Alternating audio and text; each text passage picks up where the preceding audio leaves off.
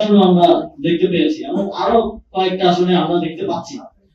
তো আমরা মনে করি যে নির্বাচন কমিশনের এটা দায়িত্ব যে যিনি নির্বাচন করছেন তিনি দেশের নাগরিক কিনা, অথবা যে প্রার্থী দ্বৈত নাগরিকত্বের অভিযোগে অভিযুক্ত তার দায়িত্বটা প্রমাণ করা যে তিনি বাংলাদেশের নাগরিক, একক দেশের এককভাবে বাংলাদেশের নাগরিক কিনা। অথচ আমরা দেখলাম যে যে অভিযোগ করছে তাকে বলা হচ্ছে আপনি এসব প্রমাণ করেন দেশের নাগরিক কিনা।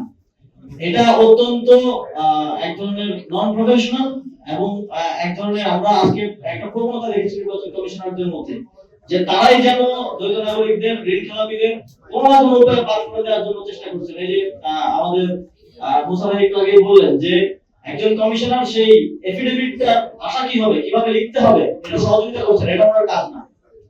আমরা দেখেছি যে সাংবিধানিক যে আইন, সংবিধানে স্পষ্টভাবে উল্লেখিত একটি বিষয়কে 300 টাকার এফিডেভিট দিয়ে তারা জাস্টিফাই করছেন এবং ইন্টারপ্রেট করছেন। এটা বাংলাদেশের আইনের জন্য, আইনের শাসনের জন্য, সংবিধানের জন্য এবং নির্বাচনের জন্য, গণতন্ত্রের জন্য একটা ঝুঁকিপূর্ণ বিষয় হিসেবে এবং শঙ্কাপূর্ণ বিষয় হিসেবে আমরা আইডেন্টিফাই করছি।